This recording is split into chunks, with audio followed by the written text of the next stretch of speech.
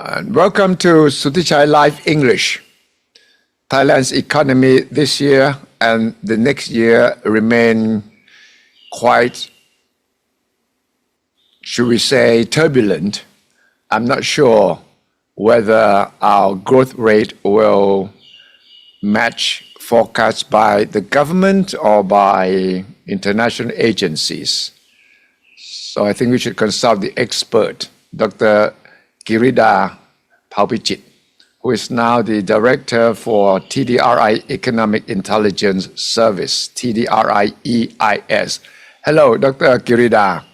Hello คุณสุทธิชัยสวัสดีค่ะ สวัสดีครับ What is the latest forecast for Thailand's economy for 2024? Well, the latest forecast, if you look at most of the research houses or even from the government agencies themselves, whether the Bank of Thailand, the Ministry of Finance, or the National Economic and Social Development Council, the range is now between 2.5 to 3% growth for this year. Is that, as far as TDRI is concerned, is that too optimistic or is that probably more realistic? I think that's more realistic. And actually, this has been a downgrade from previous forecasts a few months ago, where most agencies think Thailand would grow by 3 to 3.5%. So it's actually a 0.5% reduction from the previous forecast. And of course, I mean, this is a speed up from last year where we only grew by 1.9% in 2023. It's a speeding up, but it's not a great growth rate for a middle income country like Thailand. The Thai government doesn't seem to be happy with 1.5% growth, of course. And they're trying to come up with a lot of stimulus measures, including the long-awaited digital wallet, free money, 10,000 baht each. What is your take on this particular project? If it is executed, implemented at the end of the year, that probably wouldn't help the GDP growth this year. But if it's actually implemented, what would be the impact as far as you are concerned or your research work? What does it tell you? Sure. Just now, Kun Suthichai, you mentioned that it's a 10,000 baht free money, but as you know, nothing is really free in the world. So we are told by the government that this is going to be free for 50 million people. Right, but actually, of course, the money has to come from somewhere, and there is a cost to it. But first of all, we don't know where the money comes from yet. The government has not decided.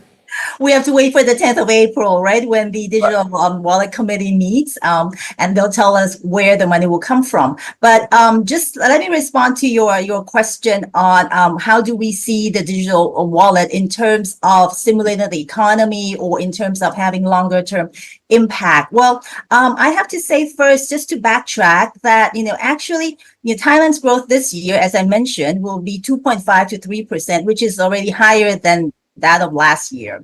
Yes. And actually, we see a recovery in the Thai economy being what we call the K-shaped recovery, which means that, yes, there's upper leg and a lower leg. Yeah. The upper leg means that there are sectors that are doing well, and there are people in those sectors or businesses that are doing well. Right? If you hear, the hotel industry has recovered, anything to do with tourism, has recovered, anything to do with the digital business, is doing very well. But of course, there are also other sectors that are in the lower leg of the K, particularly for last year, because our exports contracted last year, and exports is 60% of our GDP or economic value. Right. So we did see that businesses that are export oriented were impacted last year, and they're in the lower leg of the K, right? But this year we're expecting exports to recover. Exports could grow by 1 to 2% this year, according to forecasts from different agencies, including from TDRI itself, because there's a recovery in many of our markets major markets that we export to. Plus, also the electronic cycle is in an upturn at the moment, and Thailand exports a lot of electronics in our export mix. So again, we're going to see the recovery of many export-oriented businesses this year compared to last year. So again, I'm coming back to the point that do we really need a stimulus? And does it really, solve our longer term issues, right?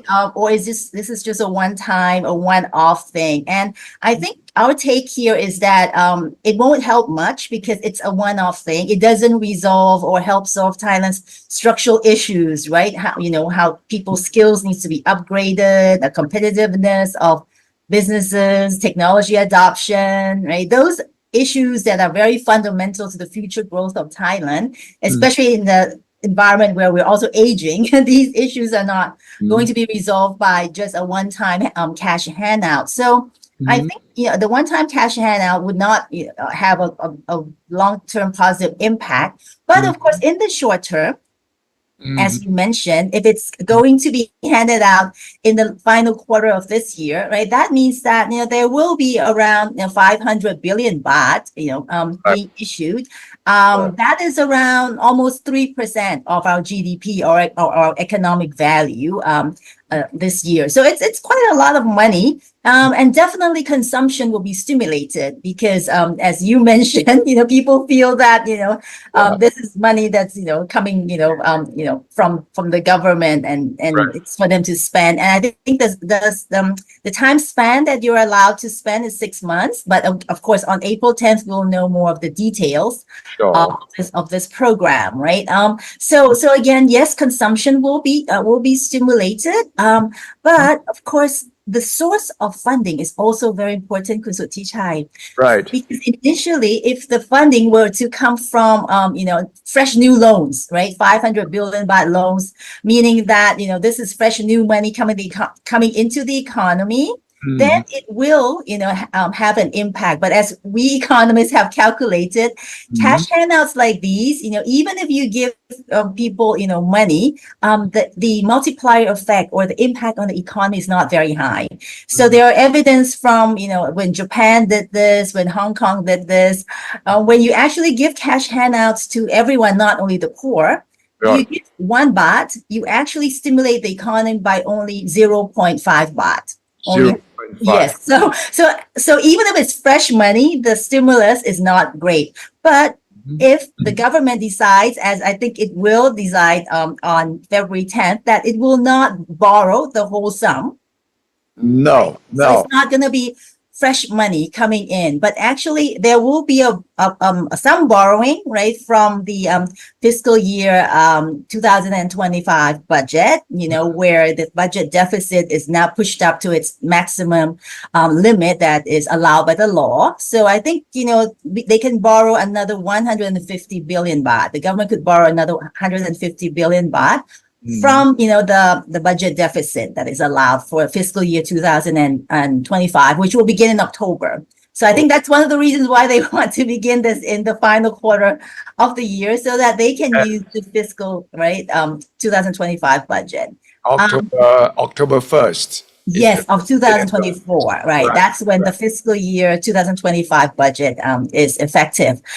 But what about the rest, right? Because they need 500 billion baht. So if they could only get 150 billion in additional loans, that means that the rest, right, another 350 billion baht would have to be financed from elsewhere. And I think if the 350 billion baht is financed by using, existing budgets, right, from the various ministries, meaning that, okay, Ministry A, please don't spend on, infrastructure, but, give your money to us to, do this program. So that it's not fresh money, right? It's cutting down, existing projects, which could, have even, maybe even a higher multiplier impact, right? Especially infrastructure or investment projects normally have a higher, impact on the economy than cash handouts.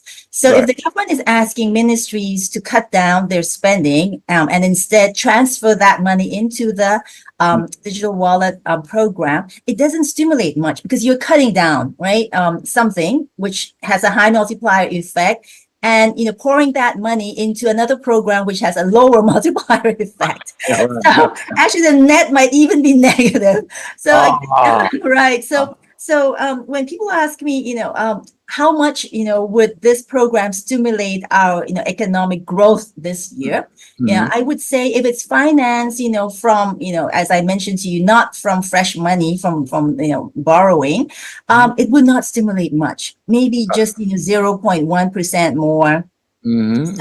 So again, that's the short-term impact that you will see. But of course, people will spend, the consumption might increase, but infrastructure investments might decline, right? So, in all, in net terms, the economy might not be stimulated by much. But the longer-term impact on Suthichai is what I worry more, right? Because if you're going down this route, well, first of all, public debt will rise, right? Even if you borrow 150 billion baht, that means public debt will rise. And the more important thing is the policy direction. If you're signaling, if the government is signaling to people that this is the way, things should be, we're going to give you cash handouts. What about, the next election, would, people expect, not 10,000 baht, but maybe 12,000 baht or 15,000 baht. Right. So it's a slippery slope where the government's finances or the fiscal situation, right, might be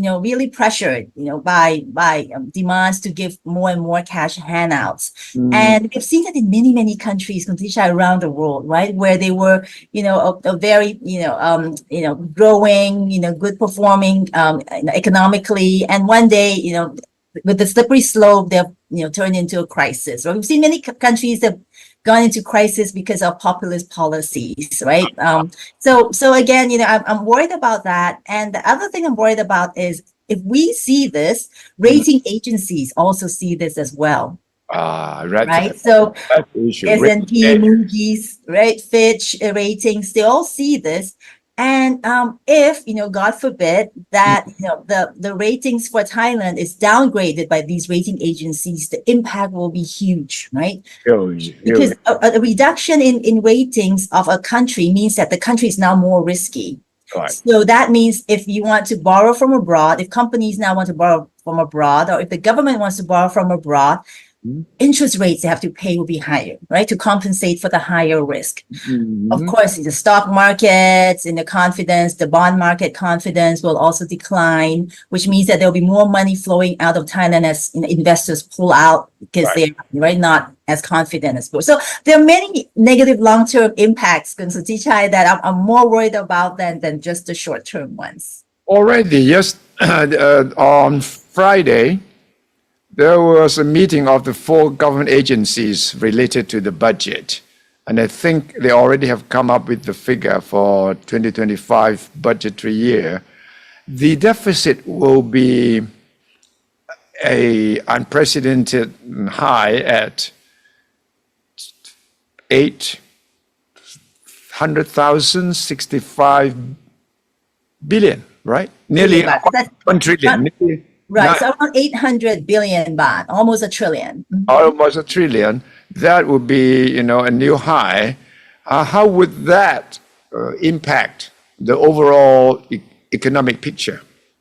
Right. Well, that's actually the ceiling. That's the maximum that the budget deficit can go for fiscal year 2025. There is a formula that the government follows, and it's, the formula is, to say that how much you can actually borrow in a year on the budget, meaning how much budget deficit you can have. And for this year is, as you say, for the fiscal year 2025 is, as you say, 864 billion baht, right? Which is an all-time high. And that means that there's no room left for any more budget deficit. If there is any emergency crisis, right, in 2025, then they will have to resort to other forms of borrowing. You can't, borrow from, increasing the budget deficit anymore. They might have to issue an emergency decree or emergency act. So again, this is one impact. But the other impact is, of course, being that because our deficit is high, meaning that we have to borrow more, right? So that means our public debt will also rise. It's not at an alarming level at the moment. It's around today, public debt to GDP is around 61%, right? Right. So it's not low, but it's not high. We have lifted the ceiling for this public debt ratio to GDP to 70% a couple of years ago. So that's the ceiling.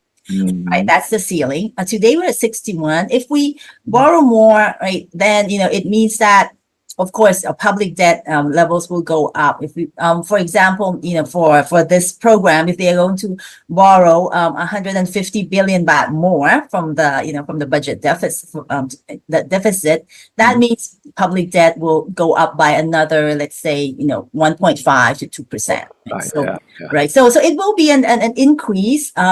But again, it sends a signal that, Thailand's fiscal management, right, the management of the government finances is now more relaxed than before. So they're willing to increase public debt in order to finance these cash handouts or populist programs. And that is definitely not a good signal for rating agencies or for those who are looking at Thailand's macroeconomic performance. So you're worried about fiscal space that is left for any possible emergency. Exactly. But of course, as I mentioned, there are other ways of borrowing. You don't have to borrow, on budget, right? We can actually issue, if there's actually an actual emergency or crisis, the government can issue an emergency, borrowing act or borrowing decree. So that is allowed. But you really have to have a crisis or emergency. Right. Definition of crisis is the crisis that we are facing, because the government has not been able to really convince Bank of Thailand or in the Sapapat in SBC about the definition of crisis. They say it's not really a crisis yet. And, there's still growth, the purchasing powers, people are still spending. But then that's where the debate is, taking place. The government says, our growth is too low. We're under our, potential, our capacity. We need to raise that. But other people say maybe our potential, our capacity has been, in fact, it's lower now. We are not saying that, we are still up there and we have to push up to the ceiling. The ceiling has come down. So what is your take on that? I think actually I think the ceiling has come down, which is the sad part of the story, because of the structural issues that Thailand has, especially the aging, society that we're in, right? The productivity growth that is low here, right? That's actually pulled down our potential growth for the country. Actually, for a middle income country like Thailand, and when I say middle income, it's measured by the the income per capita, right? So at the level of Thailand, we're called a middle income country because our income per capita at the moment is less than $10,000 per year per person, right? So we're a middle income country. Normally, for countries that are middle income, the growth rate is around 4 to 5%. It's not 2 to 3%, right? So again, our potential has come down, but it doesn't mean that we cannot push our potential back up. Right. There are things we can do to push our potential back up. And I think that's something that is the very, critical part of what that Thailand needs to do. So I agree with the government that Thailand's growth is low and we need to do something about it. But is giving cash handouts the way to resolve or to push the potential up? I don't think that's the case. To push the potential up, we would need to, for example, improve productivity of firms in Thailand, improve the efficiency of the government, for example. So how do we do that? Just to give you some examples, for example, technology adoption, right? Can Thailand increase its technology adoption, especially for the small and medium enterprises, right? Can they go more green, right? Can they be more low carbon, right? That's also a big issue now, with all these pressures of going low carbon. Can skills of people, working in Thailand be upgraded, right? In order to work in these new businesses that actually there's so much, Mr. Suthichai, interest in investing in Thailand now.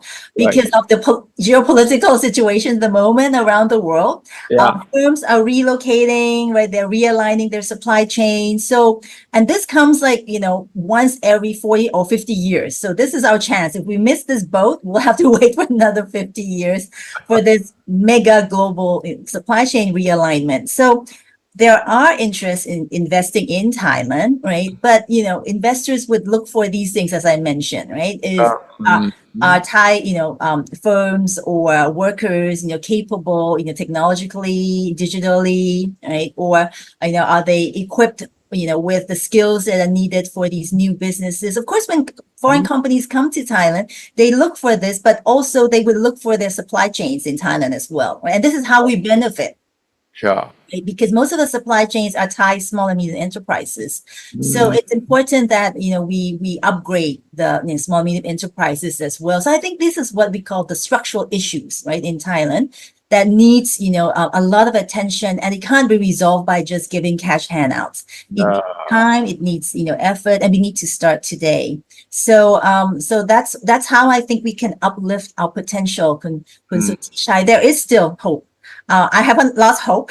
No, we cannot afford to lose hope, We right? can't afford to lose hope. And as you and I know, we've been, in Thailand for many, many decades, and we've seen this, country, going from a low income country to now an upper middle income. So, there is hope that, we can still, together, move this country forward, especially in this favorable, as I mentioned, global supply chain realignment situation that we're in. But then it depends on whether we are competitive enough, because this realignment benefit almost all ASEAN countries, Vietnam, Indonesia, Malaysia, Singapore, and Thailand. But it's not, that we could just walk up there and say, hey, give us some more investment. We have to fight for it. How competitive are we at the moment? Well, in terms of our competitiveness, I think we still have a lot to do. But if you look at, the Southeast Asian countries, in many aspects, I would say Thailand is in the middle. We're not at the top of the competitiveness chart, right? Singapore, of course, tops the competitiveness chart. If you look at foreign direct investment as, an indicator, of course, Vietnam, right, tops that chart. But of course, if you look at, for example, the quality of logistics services, right? Thailand is not, it is no, worse than, most countries in the region, right? If you look at the World Bank's logistic performance index, right? We are, of course, again, not as good as Singapore or Malaysia, but we're probably number 3 or 4 in Southeast Asia, right? In our Exciting. We are number 3, number 4. We have been in the middle for a long time. we're in the middle for a long time, and that's the issue. So again, that's the issue. But I just want to mention that we're not. The risk is that we have been in the middle for a long time. We are sliding. We are not moving up. Right? That's the thing. Yes. That's the worrisome part, which brings back to the point that we need to resolve our structural issues, right? Not only stimulating, the economy, but, resolving these issues. Some of the things I just want to mention to Chai that Thailand has done on the structural issues. Of course, more needs to be done, right? And this is according to the megatrends of the world that we are trying to ride upon. One is that, of course, we are trying to go lower carbon. That's something that, we have been, the Thai government and the private sector has been trying to do over the past 6 or 7 years, right? We have, heard a lot about the BCG model that the previous government, and it's still around. Maybe they don't call it the BCG, which is the bio, circular and green economy. Maybe the government doesn't use this word anymore, but in practice, they're still doing it, right? We're still trying to increase our renewable energy mix in our electricity generation, for example. Just to give you some numbers, today in Thailand, about 18% of our electricity is generated from renewable energy, which means solar or biomass or hydro. The rest, is in the majority of the rest is by natural gas, right? Which is a fossil fuel, but the carbon emission is definitely lower than coal, Right. Compared to many countries in Southeast Asia, which are still, powered, by coal for electricity generation, our carbon footprint in electricity is lower. And Oh, we're striving to increase the share of renewable energy, right? The EGAT has announced their mega, project on the floating solar panels, which right. will produce electricity from more solar energy. So that's one area that I think we need to improve more, but we have made a head start on that, which is reducing our carbon footprint. The second one is on our digital connectivity, Suthichai, Right. because Right. Thailand was the first country, I think, or second after Singapore, to have 5G telecommunications technology in Southeast Asia. Right. And if you look at many of the indexes of the speed and the strength of internet connectivity in Southeast Asia, we're the probably just second after Singapore, It's because true. in every square meter in the Eastern Economic Corridor or in Bangkok and Phuket, it's all 5G, right? So it's very strong. Even up in the mountain, Oh, is that right? Up Yeah. in the mountains, Not very strong. 5G, but 4 or 3G. Yes, yes. But you're still connected.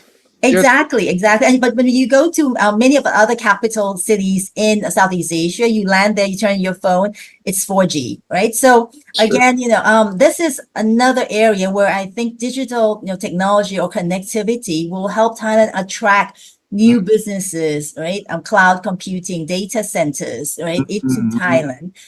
So, these are the things I think we have made a good head start, but we need to do more because every other country is also doing the same as Suthichai mentioned, right? Vietnam has set its renewable energy, target in its electricity generation, I think up to like 50% in the next 10 years. So again, this is something that we need to also, improve. And I think another important attraction that Thailand has in this geopolitical intense world is that Thailand hasn't chosen sides. No, okay. This is geopolitics you're talking about. Right, which also actually has helped Thailand in becoming, a more attractive place for relocation of investments, because many multinational companies now are looking for what they call friendshoring, which is to find a country that is a friend, of its country, of its government to invest in. But of course, this is something that we cannot take for granted. And, in this very fragmented or deglobalized, more deglobalized world, I think we need to, again, not choose sides and find more friends. So I'm now talking about maybe we should need to enter more of these free trade agreements, right? Yes. Regional, free trade agreements, so that, we can actually now trade, bilaterally or regionally, since, globalization is now, taking, the back seat. So these are things, Suthichai, that I see we can do. Of course, the other fundamental issues that we talk about, since when we first, met 20 some years ago, and of course, education, right? Upskilling. But Suthichai, education, which we talked about 20 some years ago, was about primary and secondary and tertiary education. Right? Today we still talk about that, but I think we also need to think of lifelong learning, because the Thai population is aging, and there will be more and more people who are in their 30s, 40s, 50s, or even 60s who need to upgrade their skills, right, regularly, due to the rapid changes in technology and knowledge. So, there are things we need to do on the skills front, definitely. On the regulation front, again, of course, that's a lot of regulatory issues that businesses have to bear the burden, but that we need to streamline and reduce as well. And we don't even have to talk about the qualification of the education minister. That's politics. That's politics. We'll talk about it some other day. But, but then Singapore seems to be quite serious about reskilling, upskilling. They have set aside special budget for it. I think for this particular 2024 budget of Singapore government, they are, telling people that you can go and upskill, learn new skill. Government will pay for it. Do you see that happening in the 2025 budget? I haven't seen it yet. No, I haven't seen it either. And actually, this program that the Singaporean government is rolling out actually is not brand new, because when I talk to my Singaporean diplomat friends, 2 years ago, they mentioned a similar program where even my diplomat friend from Singapore Yeah. receives a check each Yeah. year.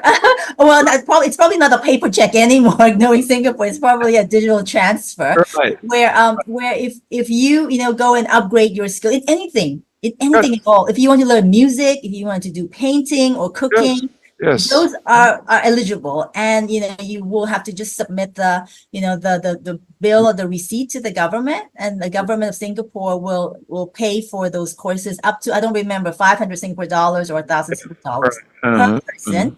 So this is what we call, upgrading skills in a lifelong basis, right? So these are things that I think, one should actually do, which actually I have to say the Thai government tried to do in the COVID years, where the Ministry of Labor here in Thailand, had issued a program where companies can, come to the Ministry of Labor Yeah. and ask for these subsidies in order to upgrade the skills, right, of their employees. So companies will be able to get, back then they call like the COVID, assistance. Right. Right. But the requirement is that you would need to, upgrade or train, X number of your Mm-hmm. workers. So that it's a good program, but of course now it has expired. But Yes. I haven't seen I haven't seen it in the Oh, 2025 budget. no, the Singapore's government's program on this is called the Skills Future. Skills Future. In their budget 2024, they say Singaporeans aged 40 and above will benefit from a new Skills Future program that includes 4,000 Singaporean dollars top up in credits. They call it the National Skills Future Movement.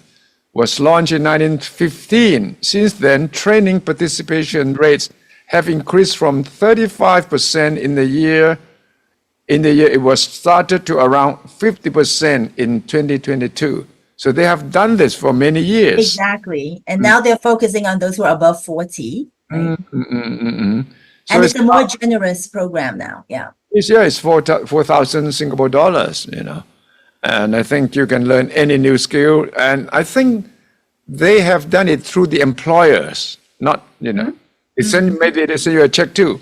But employers are required to help their workers to try to benefit from this project as well.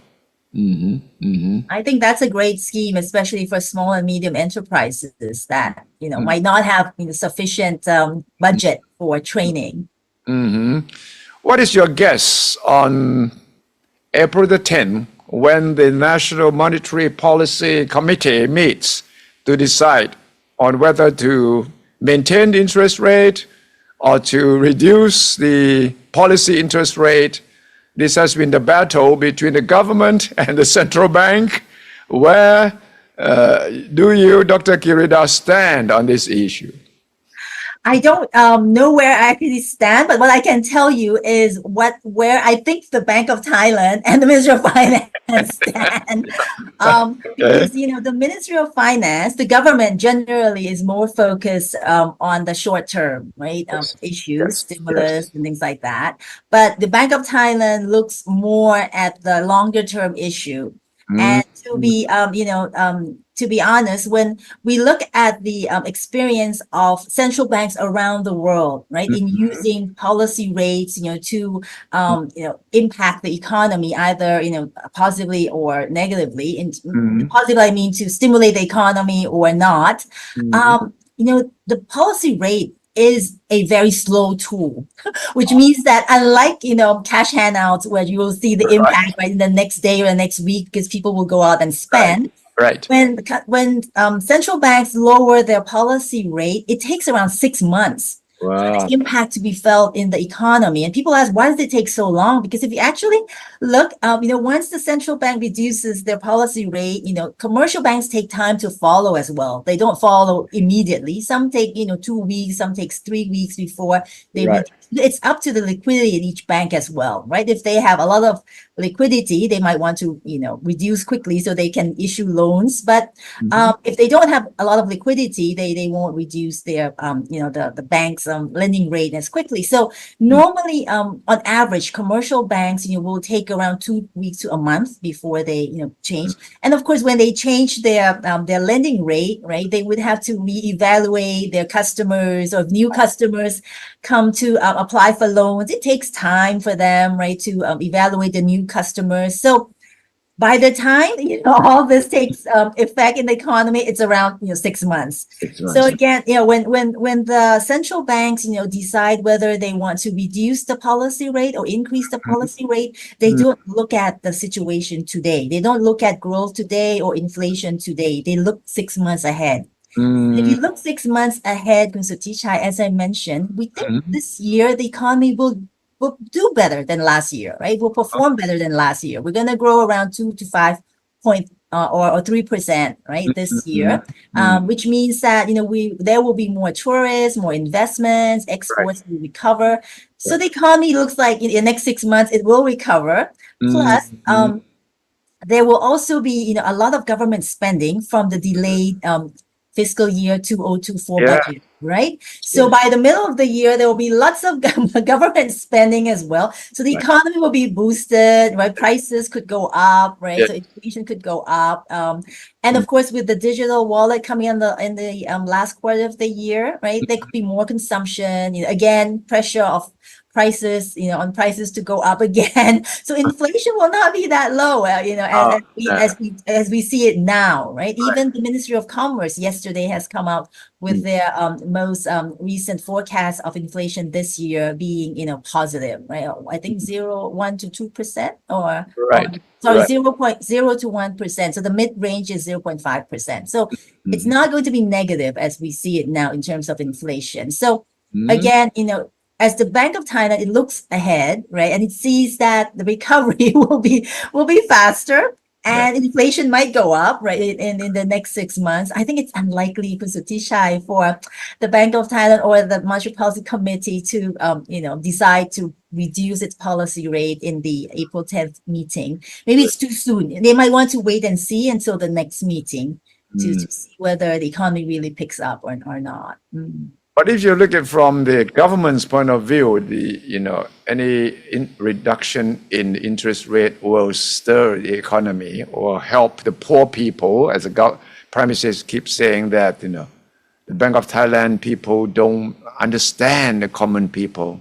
They should walk the market. They should talk to the vendors, because only the politicians and the government understand their plight. Now, in fact, there's also reference to these people being in the Ivory Tower, right? And maybe that includes you too, Dr. Kirida, up there in the Ivory Tower. All these economists who don't appreciate what the government is trying to do. So, from the political viewpoint, bringing down the interest rate is a very important signal to send to the people in general. Why can't the central government understand this? How do you explain that? Right. Well, first of all, I'm happy to tell you that I'm not on the Ivory Tower, because ivory is illegal now in Thailand. So I hope I'm not up there. But and then, of course, because the work that I do today now interacts a lot with the private sector. As the director of the Economic Intelligence Service, it's actually the corporate membership program of TDRI. So we have corporate members, and I talk a lot to the corporate members, and because I'm also on the director on the board of directors of the Government Housing Bank, Okay. focuses on giving, loans to low-income households. Yeah. So that's something that, I think a lot about, because interest rates, do impact, right? Do impact those with debt. They do impact businesses. But of course, that doesn't resolve, the structural issues that I mentioned, because reducing the interest rates may help those who are in debt, just for a little while. But the more important fundamental issue is, how do we help raise their incomes, right? Right. Because if the incomes rise, even if they have debt, it's not an issue. So I think, the more fundamental issue is, how do we help people raise their incomes? While in reducing interest rates by 0.25%, might just help them a little bit in the short run. And to be honest with you, when we actually talk about the very low income people, it's not interest rates that affect them, it's the access to finance. They can't even get loans, right? So even if interest rates go down to zero, it doesn't help them. Because the lower the interest rates go, Suthichai, banks will be even more and more careful in selecting the borrowers, right? Because they would like borrowers with lower risk, because now the interest rates or the returns that bank will get is lower. So those with low incomes will be rejected by most commercial banks when interest rates are low. So again, it's not an issue of interest rates as much as, if you really want to help low income households, how do we give them more access to finance? So that has to do with either microfinance or other programs that would help them, right? Help them stimulate, or not stimulate, maybe develop, their incomes in the future, so that they are able to borrow. Or maybe even develop, because now I'm coming from, wearing a hat of a bank, right? Because at the government housing bank, Suthichai, we have programs to help, improve incomes of our customers as well, or customers who are rejected, because we're a state bank, right? We're not there to make 100% profit. We're there to help people. So what we do is we have programs to help improve incomes for those who we reject requests, right? So we don't just reject them and chase them home. We say, we have a program. Would you like to, we invite you to join this program. We will help you think about how can you improve your incomes, and also how can you record your spending and income in our app, so that we have, information, and we can help advise you more. And of course, with this record, you'll be able to, to borrow easier in the future if you have a good track record. So things like that, I think, are important, to give access to lower income households, to access. And of course, alternative data is very important as well, right? Banks should think about that. Not only use their income statement, because low income households usually do not have income statements, monthly income statements, because they're not employees, right? They're self-employed. So again, using alternative data, whether from, water bills, electricity bills, or even have them on your app, so that you can track, how incomes and expenditures, are handled by them. That actually helps, improve their credit rating, in addition to the traditional ones. So I that's my take, because I don't think reducing interest rates solves every issue, especially for the low income households. The government has set a 5% GDP growth on the average for the 4-year term. That doesn't sound to me possible, at least from what we see now. What do you think the government would do to really boost the GDP growth from the expected 2.5 to 3%? They complain it's too low. They say our neighbors have higher rates of growth. What do you think the government would do apart from digital wallet scheme? I think what is more important than giving short-term, stimulus or cash handouts, is to think more of the long-term structural issues. Of course, you won't get very high growth immediately, because structural issues need time. But for example, I would advocate, stimulated investments rather than consumption, because investments, whether by foreigners or by Thais, mean that production will be higher, right, in the future. When you invest, that means that you can produce more goods or services in the future, and that actually would increase growth in, in the longer run, because when somebody invests, they're here for 10 to 20 years, right? At least 10 years, right? And they would produce more for the country as well. So stimulating, investment, I think, would be more important. So what are things you can do to stimulate the investment part, as we just talked about, right? Make the environment, more conducive to, foreign investments, as I mentioned, go lower carbon, right? Have more digital connectivity, right? Have more free trade agreements, be, neutral in this geopolitical, tension, for example. These are the things that I think, Thailand can do on this side. But of course, the fundamental issues we have already discussed as well, which is, as you mentioned, we need to upgrade skills, right? We need to streamline regulations, and we also need to, I think this is very important to Suthichai, establish a more level playing field for small and medium enterprises. Competition, should be, right, promoted here, rather than only have a few big firms, run businesses in the country, where all the other smaller firms are just their supply chains. But, have, more level playing field, so that small medium enterprises can compete here and grow as well. I think those are the things that will be important. But we want quick wins. We are in office. We need to convince the people that we are doing something really good and quick wins. Dr. Kirida, you're not going to make a good advisor to the Prime Minister, because you don't offer any quick wins, low-hanging fruits, and this sort of thing. Come on. I won't make a good politician, but anyway, I think, I think in the longer run, right? In the longer run, not too long. Not too long. What about the medium term projects that people will get excited about? Say, this is a government we want, Exactly. There are actually things that are low-hanging fruit, doesn't require a lot of money, doesn't take a lot of time, but it needs a lot of political will. For example, as I mentioned to you, regulatory streamlining, right? That is something that if you reduce the regulations, because at the moment, we at TDRI, we did a regulatory guillotine project, right, for Thailand. I remember that. Yes, and it started around 6 years ago, where we looked at all the business-related regulations, and to see which ones are outdated, which ones are redundant, because different ministries issue their own, like laws, ministerial orders, regulations, and sometimes they overlap, or they're redundant with other ministries. And we found that there are almost 200,000 regulations that are business related. Different ministries, as I mentioned, right, issue their own, and then there are many levels of regulation, right? Laws, corollary laws, ministerial orders, ministerial regulations, cabinet order, a lot. So, so we did sift them down and to around, but it's still, over 10,000. That we sifted over 200,000 down to over 10,000.